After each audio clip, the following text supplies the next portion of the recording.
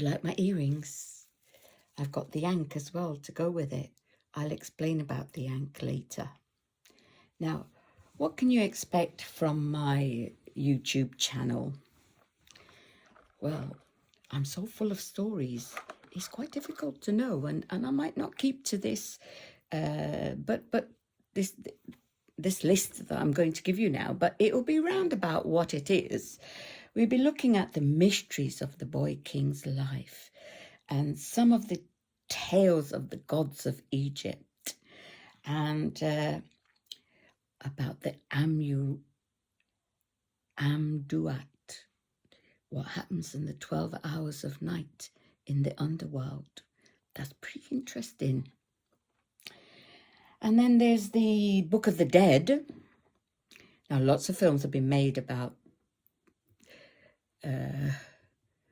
mummies being brought back to life from quoting the Book of the Dead. But it's a fascinating read. I have a chapter, but a bit at the back, outside of the actual Tutankhamun book, but within book 3 of what happens in the 12 hours of night. But we can have a chat about that. And then the timeline. I think it might be an idea. That took me quite a little time to work out because, as I said earlier, the other books didn't actually talk about timeline. Now, pharaohs ruled Egypt for over 3,000 years. And King Tut was towards the end of the 18th dynasty of the pharaohs. His father, Akhenaten, is the one that changed the religion from the worship of the Amun, which is a sun god, to the worship of the Aten, also a sun god, but the one god. Some believe that he was the first to believe in one true God. Not sure about that, but he reminded me of Henry VIII, who got rid of the monasteries because he thought that they were too rich and he wanted that money and land in his hands. This is more or less what Akhenaten did. He discovered that the Karnak temple owned far more ships than he did and had far more money than he did. So his decision was to get rid of the Amun and all the thousands and thousands of priests and keep the money for himself. He was the only priest and that was needed to talk to the Aten. Now, what he forgot, I think, or chose to forget, was that Egypt's civil servants were all scribes and of the priesthood, generally speaking. So that didn't go down so well. And the people didn't like the idea of having their old gods taken away from them. So there's a little bit of disruption. Not quite sure how much. It seems to me from my research that most wealthy people had their own temples in their own homes or on their own land and did their own thing. I mean, really, it's probably just the ordinary fellahin that perhaps suffered from not being able to attend all the ceremonies and all the god days where food and drink were plentiful. But having done all the research, I had to find this key that I mentioned, this golden key.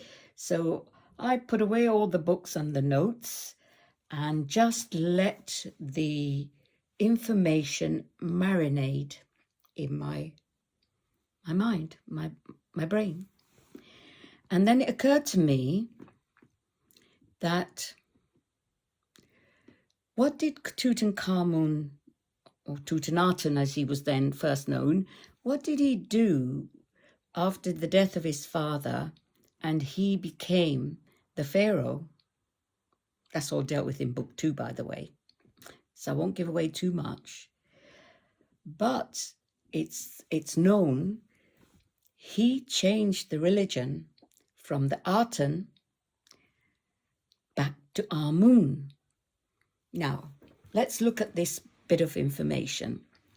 If he had been under the influence of his father, there is no way he would have done that, because he was too young. He was only 11 when he became king. So if his father had been around him all the time, had encouraged him to believe in the Aten, then I don't think Tutankhamun or Tutankhaten would have changed the religion back. So from this, I devised that he must have been brought up by his grandparents, Amenhotep III. Akhenaten IV, who was Tut's father, his father had reigned for so long that he was Akhenaten, his son, convinced him to retire. I mean, he was in his 60s. So he retired with his wife, and because he was the one that won all the battles and had all the money by way of tributes coming into Egypt. And this was a glorious, very rich period of time for Egypt when Tut was a boy. All the rich princes and people in that area sent their children, their sons and sons to Egypt to learn dentistry, medicine, astrology, and it was the hip place to be. So what I realized is that because of that action of changing the religion back, Tut could not have spent that much time with his father, but instead with his grandfather, and that's the basis on which the book is written. Everybody's got their own theories. That was the best one that I could find on the evidence of information I had. So that allowed me then, that was my golden key, because then I could start to write. The thing is, once I started, I couldn't stop, because I had the opening in my head. I could not start writing. I started just before I retired, but I couldn't, because I had to break off, look after family, do my legal work. The cafe had been closed. I'd found a way to get out of that lease because it was just losing money. I couldn't afford to keep it and pay for it anymore. So I had to work. So once I had retired, which took another 5 years, because I had to close my business because of the banking crisis. Then I had to find a job, and nobody, because my son and my daughter was the last two young ones, were still at school. So I had to find a way of earning money, and the only job I could get, because of a kindness of somebody I had been kind to, was being a carer. No, I've been sitting on my bum using my brain for about 30 years. So this was a bit of a shock to my system. But I did it for 4 years, and to get my children through finish off their schooling and learn to drive and what have you, because we live in a place where if you can't drive, you're in trouble. But then my body fell apart. I just didn't like all the things I was doing with it, up and down, in and out. And so my knees had to be done, and my kidneys went wrong. And so I spent quite a time in and out of hospitals. And had it not been for a friend who was a doctor who goes to the same church as me, I think I would have been found dead in my flat. And no doubt about it. So I'm forever grateful to those people for loving me, and that doctor for making sure that he called the ambulance and sent me to the hospital. But that's another story. Anyway, once I was sitting at home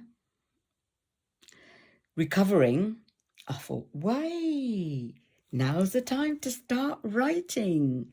So I got all my notes out. I refreshed my memory.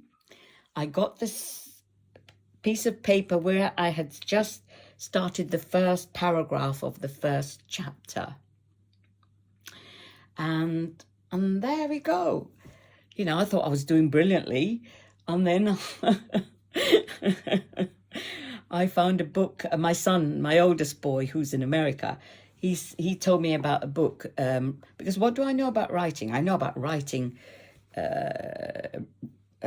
for law, and law, there is no feeling in law. It's black or white, you know, it's business-like.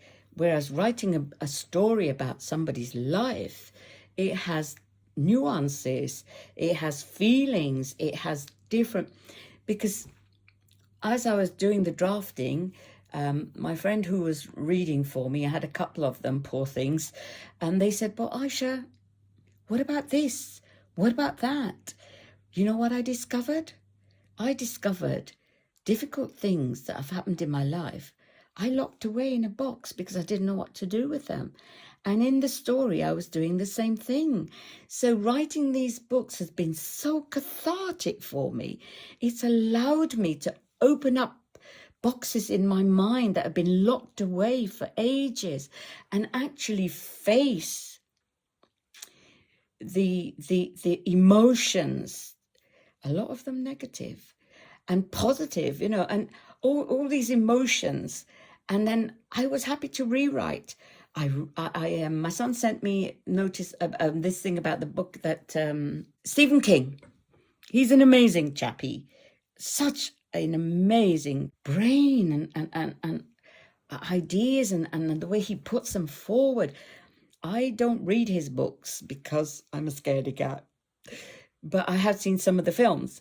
So he had written a book on writing because he'd had an accident later in life, and which made him, he had to be static, and that gave him the opportunity to write this book. And it was an amazingly good book, very honest. So I read that and I thought, ooh, I'm making all these mistakes. So that was wonderful. I am nothing if not quick to learn, except when it comes to emotions. We won't go there. Anyway, so once I read this book from cover to cover a couple of times, I went back to the writing with gusto. But the first book took ages and ages to get it right because I was afraid. I've always been afraid, for reasons we don't need to go into now, of speaking my mind. It never did me any good. So to be in a position where I'm in charge and I can give my opinion as openly as the characters would have done, because they're in the positions of power. They're not afraid of anybody. So they speak their minds. And I had to learn to speak their minds for them as part of the journey of the book. And I tell you, I thought it would just be one book, but it turned out to be one book, then another book, and then another book. And by the time we got to the third book, I was well away. You know, I mean, everybody said, oh, this one is thicker, Aisha. I said, yeah, because I've worked out how to be brave and how to just face things and how to speak my mind and how to give my characters life. I mean, it was not too hard to give the characters life in the first book. It was a bit difficult because in the sense that Tut is the main character. I look at everything through his life and his eyes. So as a baby growing up, the people that were actually looking after him and protecting him, you're just getting to know them. So you can't go in too much depth. But the second book, there's far more depth. And in the third book, I love the third book. I absolutely adore it because there's honesty, as far as I can, for me anyway, and I have the pleasure of actually looking at the inner fears and hopes of the individuals and facing them, and actually trying to overcome them, and put them forward. So I think the third book is a lovely read. All of them are, as far as I'm concerned. This is not, people say, well, oh, my brother said, you're not going to make any money from these books. I said, well, that's not my first priority. Although now that I'm a pensioner and things haven't worked out well with investments and things, I do need to provide for myself. But somebody's at my door, so I will tell you that next time.